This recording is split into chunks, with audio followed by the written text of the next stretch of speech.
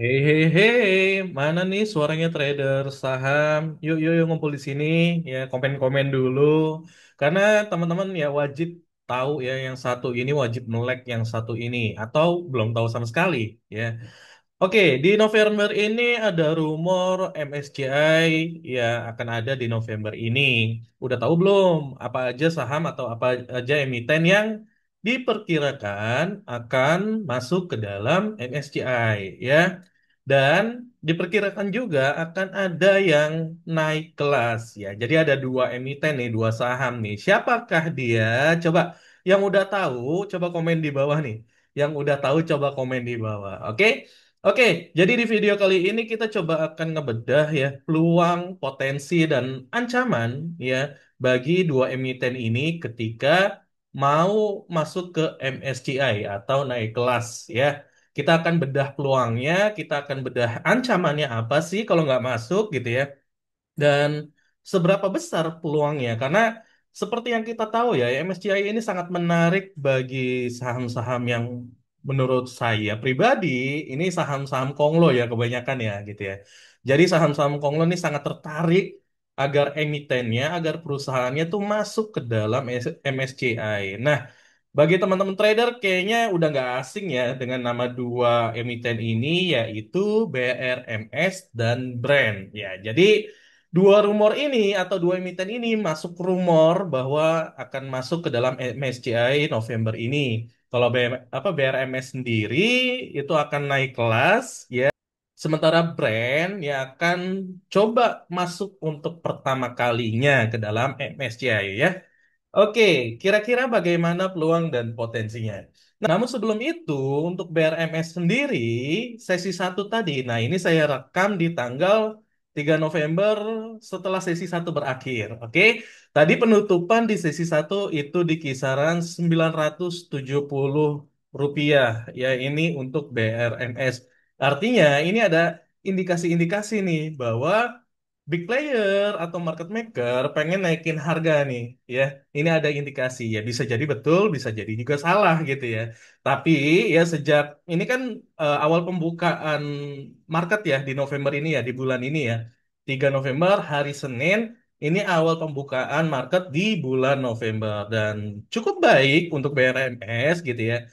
Karena mungkin ada sentimen positif ya dari kabar atau rumor tentang MSCI. Oke, ini untuk brand apa untuk BRMS, sementara untuk brand sesi satu di 3 November ini itu tadi ditutup 9.275 rupiah. Jika dilihat dari candlesticknya, seolah-olah brand tuh mau bilang gue siap nih, mau masuk MSCI nih, ya gue siap. Ayo, yang mau pada masuk juga, ayo sekarang beli nih sahamnya nih, gitu ya. Seolah-olah seperti itu. Oke, jadi kalau dilihat grafiknya pun ini grafiknya uptrend ya, gitu ya. Uptrend udah sejak lama dan ya BRMS juga uptrendnya sejak lama ya, gitu. Sejak kemarin di Agustus kemarin itu masuk MSCI juga dan di bulan ini rencananya dia akan naik kelas ya. Oke, kenapa sih harus masuk MSCI atau MSCI? Ya, kita tahu sama tahu atau mungkin ada yang belum tahu MSCI ini indeks gitu ya, indeks global yang banyak investor gitu ya melirik atau menjadikan MSCI ini jadi patokan gitu ya. Kalau ada MSCI, ada saham yang ada di MSCI, berarti gua harus beli gitu. Itu standarnya mereka tuh seperti itu, investor luar negeri gitu ya, terutama yang di Eropa gitu ya. Standar mereka seperti itu. Jadi untuk masuk MSCI itu nah, seperti ini ya.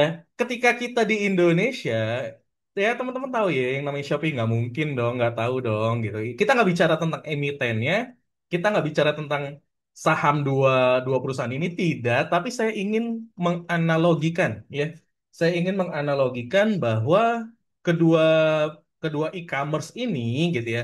Ini menjadi simbol bahwa Shopee ini seolah-olah seperti IHSG ya.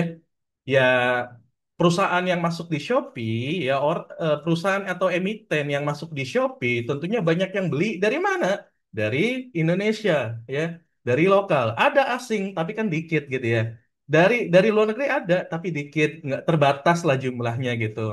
Secara kredibilitas tentu berbeda dengan Amazon ya. Amazon ini cakupannya adalah udah dunia gitu. Cakupannya adalah udah ya seluruh negara gitu ya Amazon. Jadi ketika perusahaan masuk Shopee, ya kebanggaannya hanya di Indonesia atau di Asia Tenggara. Sementara ada perusahaan yang berhasil menjual produknya atau masuk di Amazon gitu ya.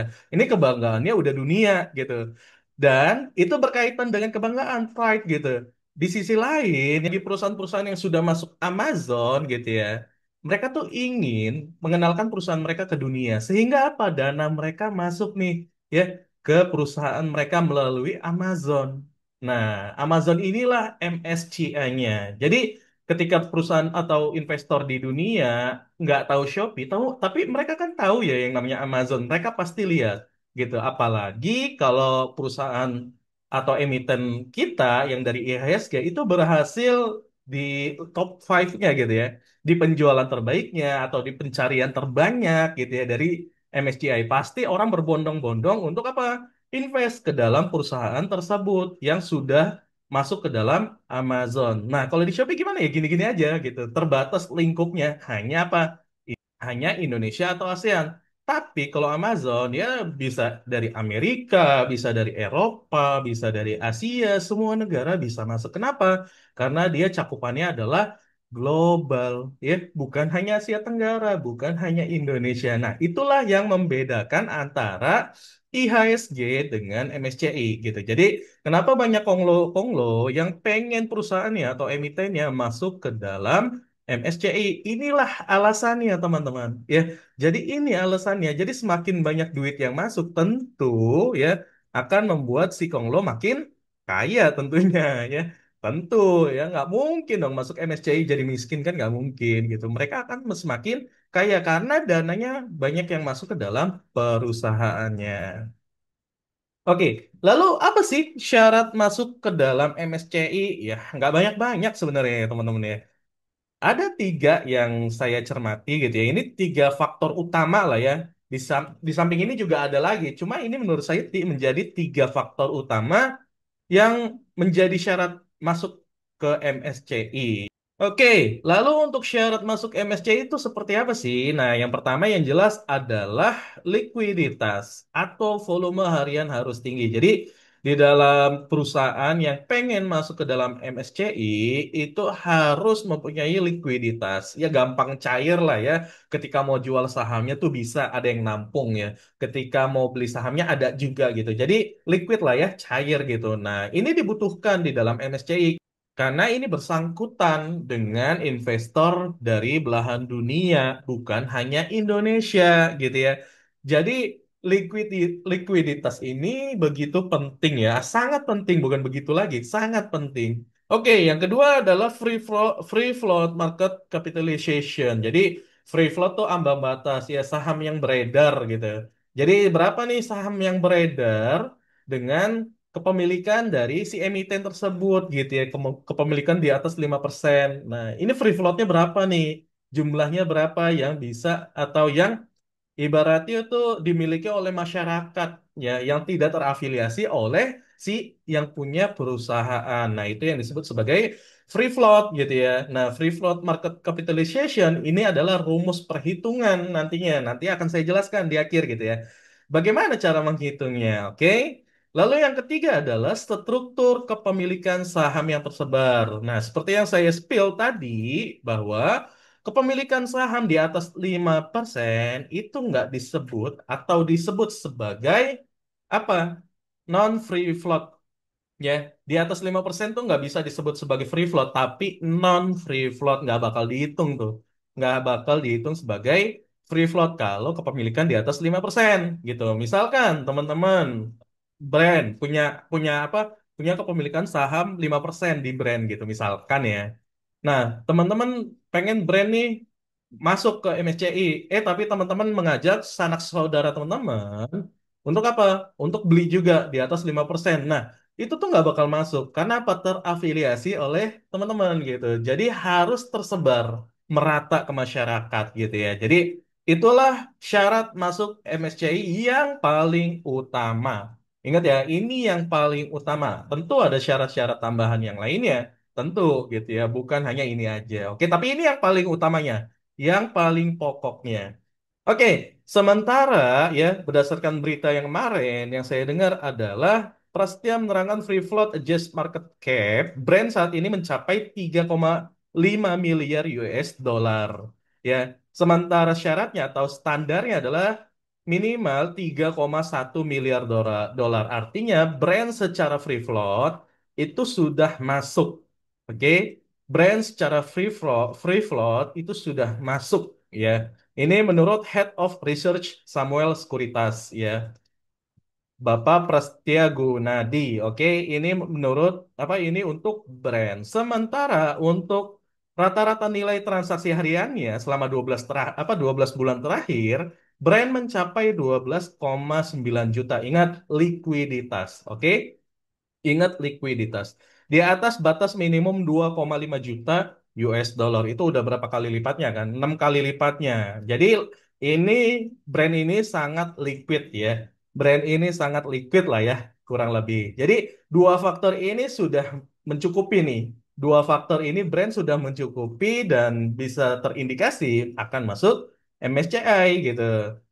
Lalu untuk BRMS sendiri ya, rata-rata nilai transaksi 12 bulannya itu 22,1 juta US dollar. Yang mana standarnya minimum kan tadi 2,5 ya. Nah, ini juga udah di atas rata-rata. Oke, jadi BRMS nih udah siap untuk naik kelas lah ya ibaratnya. Jadi dari dua data ini aja menandakan bahwa brand dengan BRMS secara syarat ya udah sesuai lah. Kualifikasinya udah qualified lah ya. Oke. Lalu bagaimana cara perhitungan free float ya? Nah, mungkin teman-teman juga bertanya kan, oh gimana sih sebenarnya cara ngitungnya? Yang benar tuh gimana? Ngomong free float, free gitu lah ya.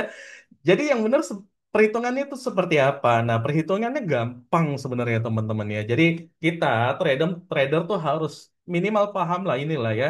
Minimal paham bagaimana sih cara free float itu dihitung. Nah, kalau kemarin rame-rame MSCI itu kan bikin penyesuaian baru ya untuk cara perhitungannya. Nah, ini ya standar untuk perhitungannya itu seperti ini sebenarnya. Free float sama dengan total saham yang beredar. Misalkan total sahamnya ada berapa? Misalkan 1 miliar ya, misalkan ya. Terus dikurangi saham non free float. Nah, saham non free float tuh seperti apa aja? Saham non free float ya.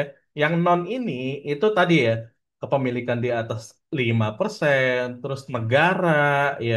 Terus apalagi? Terus punya yayasan yang terafiliasi, terus rekan-rekan yang terafiliasi, mitra-mitra itu dihitungnya sebagai non free float. Makanya nggak heran ada perusahaan ya yang pemiliknya menjual ya beberapa sahamnya gitu. Untuk apa? Untuk ini nih, membuat free floatnya terjaga gitu ya. Jadi total saham yang beredar dikurangi saham non free float. Mereka ingin MSCI ingin yang free floatnya ini jauh lebih cukup lah ya, cukup lah yang dimiliki oleh masyarakat. Sehingga apa? Ketika harganya naik ya nggak dikarungin lah bahasanya ya, nggak beli kucing dalam karung gitu. Jadi ketika harga udah naik atau asing udah inflow, dananya masuk, tiba-tiba banyak yang jual barangnya gitu kan. Nah, mereka tuh nggak mau kayak gitu. Mereka pengen menjaga hal tersebut. Makanya dibuatlah free float minimalnya ada berapa. Nah, itulah ya. Jadi saham non free float adalah saham yang tidak dimiliki atau dimiliki oleh pemilik saham di atas 5% ya. Dimiliki oleh pemilik saham di atas 5% atau dimiliki oleh negara atau dimiliki oleh yayasan atau dana pensiun. Nah, ini dimasukkan ke kategori non free float. Jadi tinggal dikurangi aja ya total saham terus dikurangi bla bla bla misalkan ya. Saham non free floatnya ternyata ada 500 juta lembar. Sementara tadi total saham yang beredar yang diterbitkan adalah 1 miliar gitu ya. Nah, 1 miliar dikurangi 500 juta sama dengan free floatnya berapa? 500 juta ya. 500 juta saham. Free floatnya misalkan seperti itu. Oke.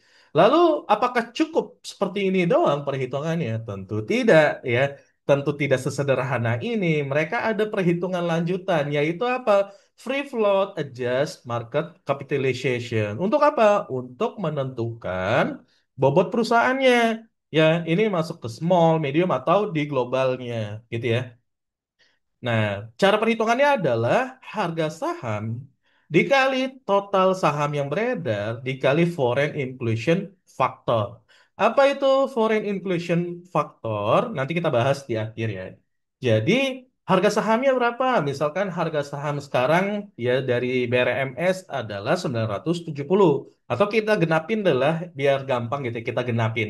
Misalkan harga sahamnya sekarang Rp1.000, biar gampang hitung gitu ya. Rp1.000 dikali total saham yang beredar 500 juta. Ya, berarti berapa? Sudah 500 miliar gitu ya. Sudah 500 miliar. Nah, dikali foreign inflation factor.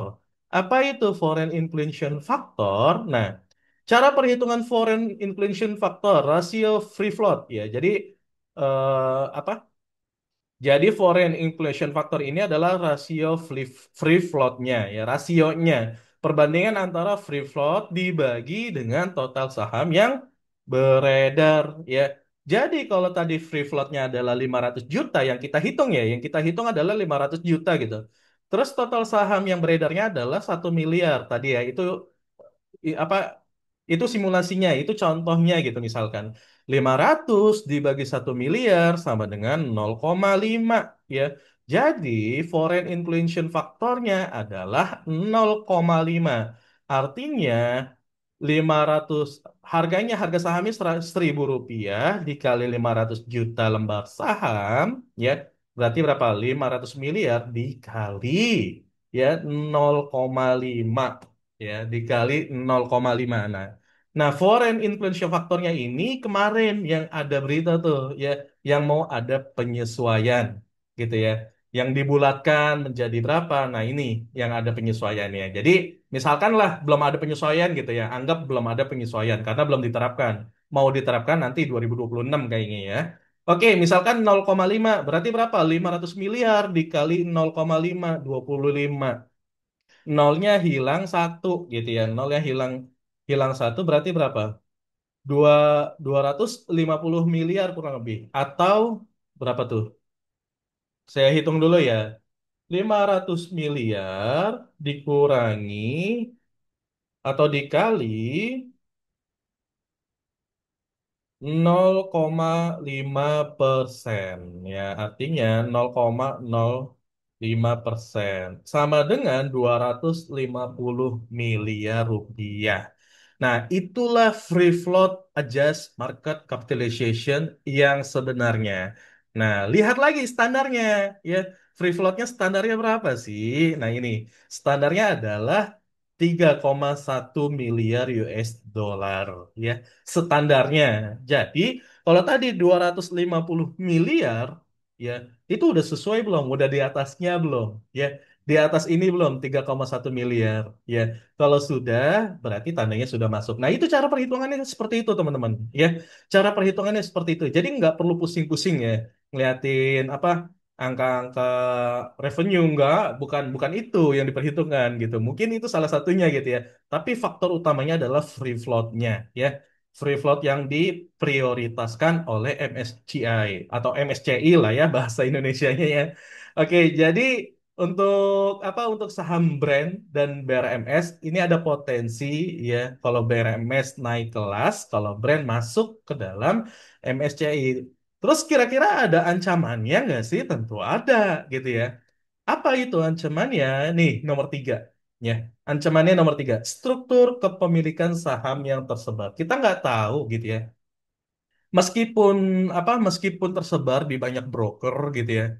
Misalkan broker AK, BK, ZP, atau CP, atau LG, dan segala macamnya gitu ya.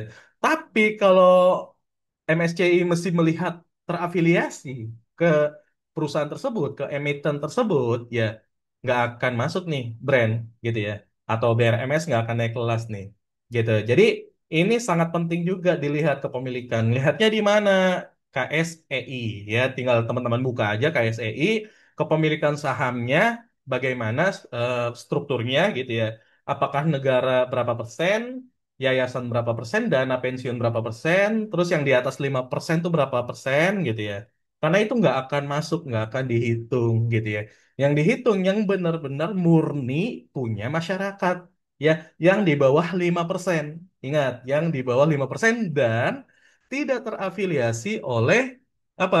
Oleh si yang punya perusahaan, ya, oleh yang punya emiten gitu, oleh orang yang masih terafiliasi perusahaannya. Intinya seperti itu, teman-teman. Oke, jika ada pertanyaan atau teman-teman ingin koreksi, silakan. Karena saya yakin tidak 100% saya benar. Mungkin teman-teman ada yang ingin menambahkan atau mengkoreksi ya, dari apa yang telah saya sampaikan. Silakan komentar di bawah. Jangan lupa like video ini ya. Biar saya makin semangat teman-teman untuk bikin video selanjutnya. Serta jangan lupa untuk subscribe channel Saham Upside biar saya makin semangat juga. Oke, gitu aja teman-teman. Thank you for watching this video. See you on the next video. Bye-bye.